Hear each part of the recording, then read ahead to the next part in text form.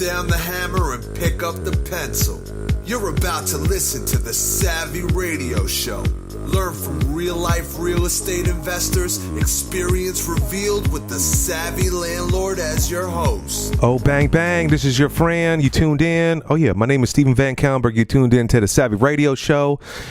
Not everything is all glamorous. Not every deal turns out to be the cherry that you think it should be.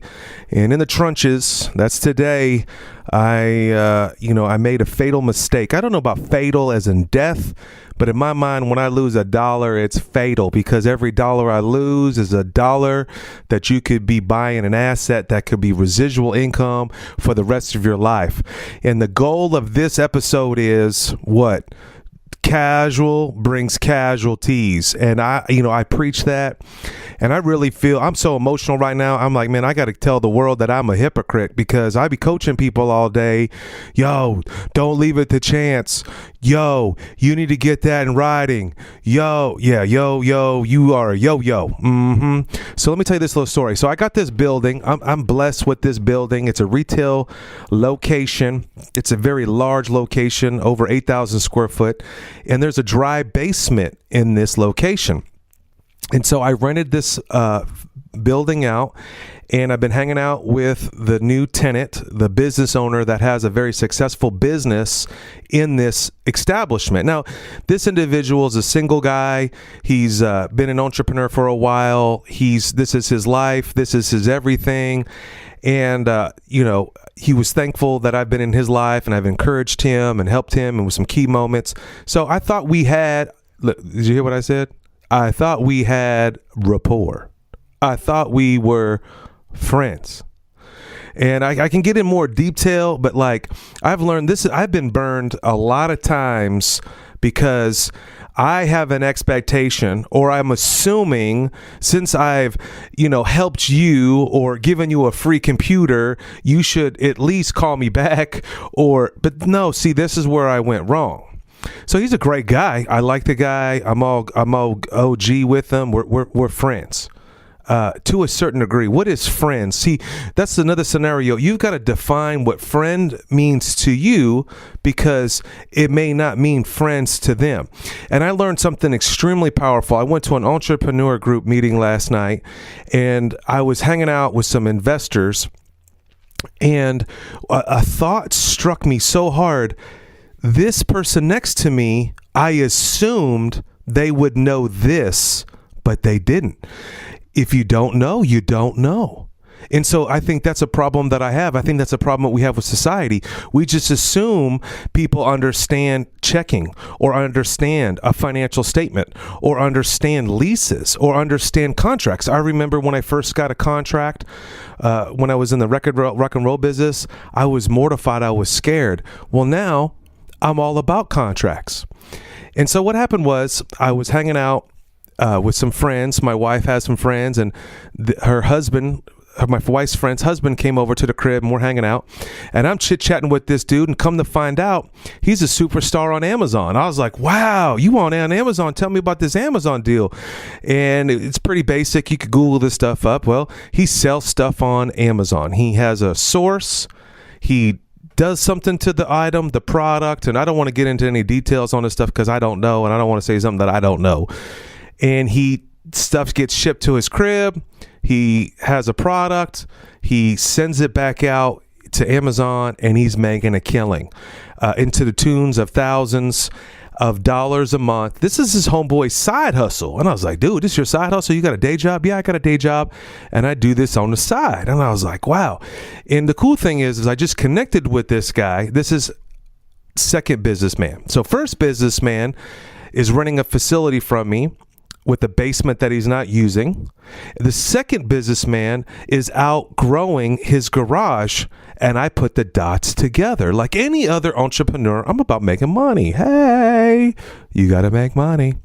So I'm connecting with this guy, and there were some things that I was speaking into his life. Businessman number 2, I was like, man, you need to scale this up. What are the products? He's like, I got a list of products. And I'm like, dude, I can help you. What do you need? He's like, I'm outgrowing my garage, and he flips his phone over and he says, look, UPS is at my house right now unloading a whole garage full of stuff and taking a whole UPS.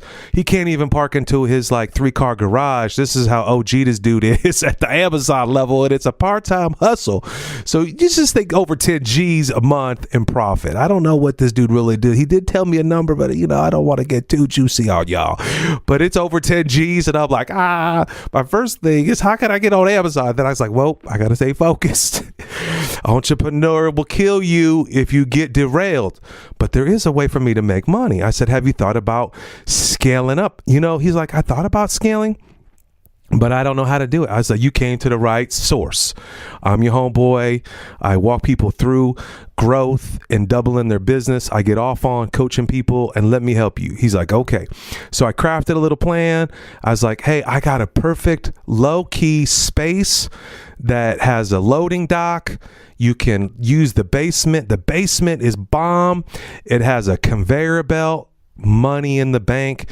The UPS man comes, throws his stuff down a conveyor belt, and then you have a guy down there doing what he needs to do, slap the labels on, and bam. He's like, that's a great idea. He goes out. This dude jumps. I love this dude. Businessman number 2 goes out and hires somebody that weekend. And he's like, I'm ready. The next day on Monday, hey, I'm ready to set this up. I was like, whoa, I haven't even had a chance to talk to the tenant. So the first Friday night when I met that dude, that same night I met that guy, I drove him to the facility and I introduced him. I said, hey, this is my Amazon dude. This is my basement guy. We need to work this out. So on Saturday, I roll down there like a blaze of glory. My wife leaves. I get out the house. Kids, we're going for a ride. I cruise down to this joint. I'm like, yo, hey, can I pay you to use your basement? Can I give you a reduction off of your rent? And he's like, okay. And I said, hey, how about, and I'm just trying to scale this real small. And so I'm trying to help businessman number 2 to grow his business because I know he can scale it. So how about $100 a month, and that we could use your space? And he said, that sounds fine. Great. So my first inclination was, man, I'm going to charge my friend, this new businessman, $400, but it just sounded too cheap. So I said $500. He said, no problem. $500 a month. Now in my mind, I'm just thinking helping 2 people grow their business. Man downstairs that runs this operation, he's not using a basement. This $100 can go to the utilities. The dude's just storing boxes down there once a week, slapping labels on stuff and getting out. Plus the man that's in the building really is by himself. So it'd be great. Somebody would be in there to help him, maybe help him with his business.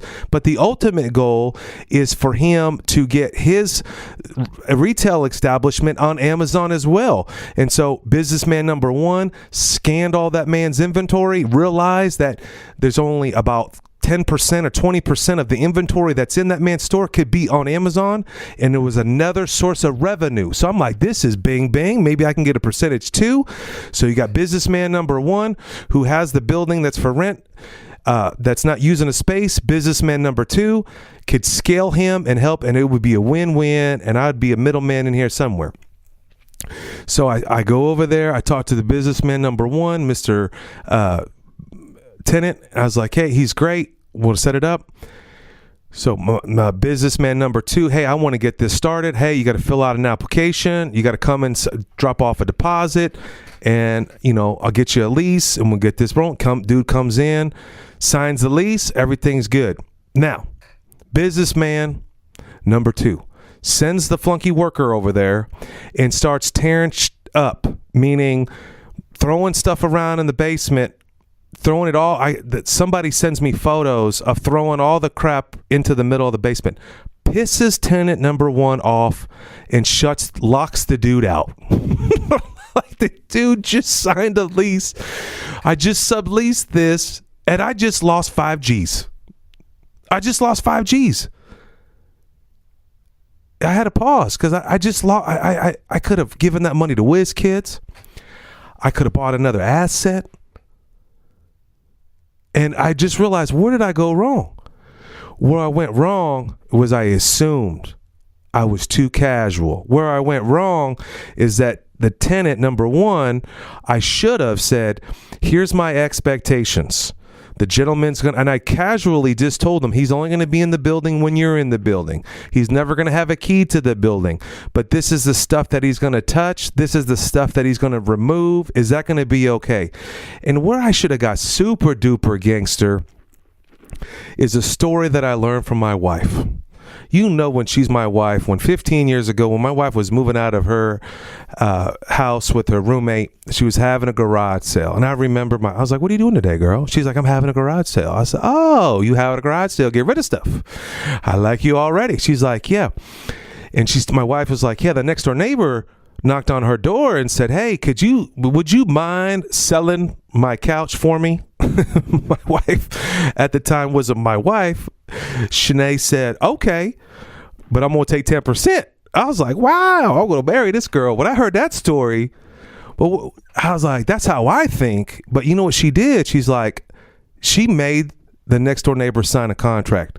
She grabbed a piece of paper, notebook pad, said, I'm selling this couch for Sally for $600, and you're going to pay me, Shanae, $60 when I sell it.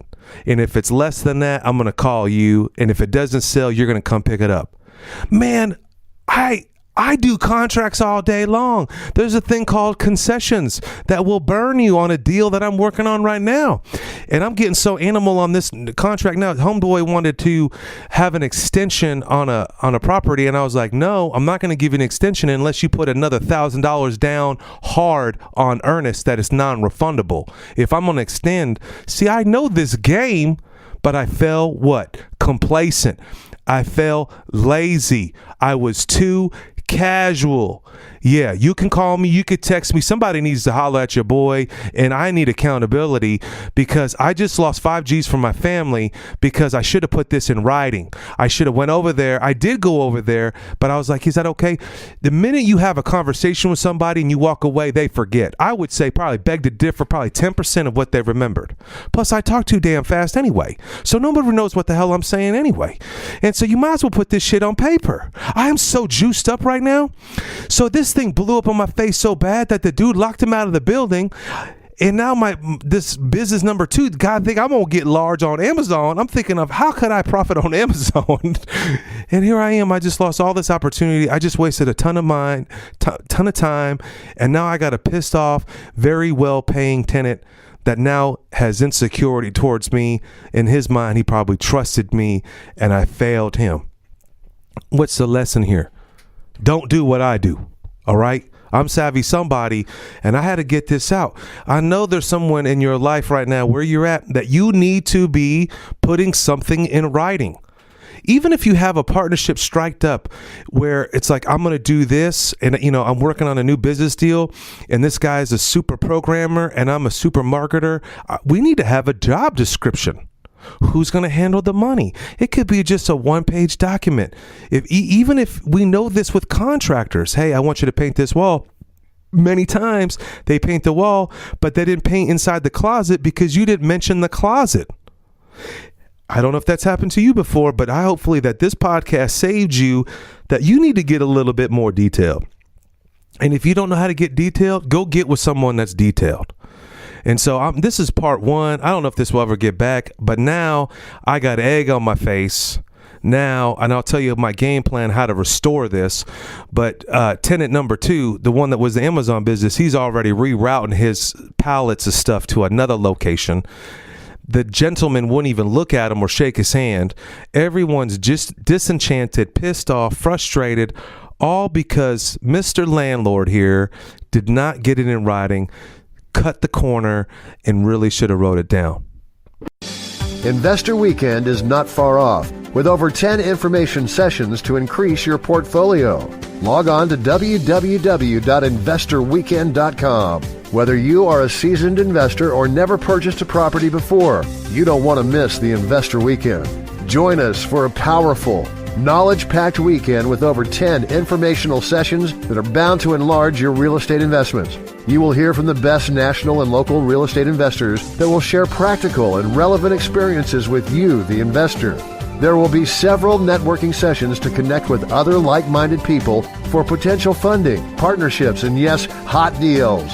Go to www.investorweekend.com. Did you know we meet once a month for the Landlord Lunch Meeting? The third Wednesday of every month. Go to landlordlunch.com. Thanks for listening to the Savvy Radio Show.